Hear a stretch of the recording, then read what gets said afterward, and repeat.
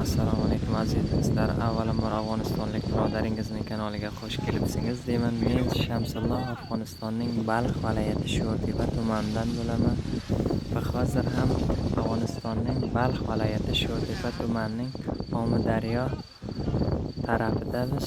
Mana Omudaryoda juda ham bir katta ulaqam baliq tutibdilar, laqqa baliq ovchilari. O'shani sizlarga bir ko'rsatib o'tay dedim aziz do'stlar. Agarda videom sizga yoqsa, videomga bitta like va kanalimga obuna bo'ling.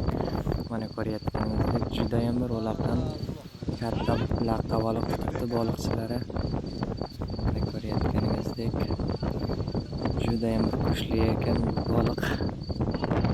Mana umsin turibdi qo'l tekkizsam akalarimiz. Buni tutib ipga dam qo'yibdilar qochib ketmasligi uchun.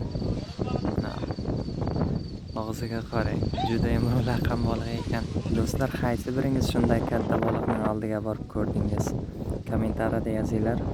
Do'stlar, videom shundan iborat edi. Keyingi videomgacha xayr do'stlar, sog' salomat bo'ling.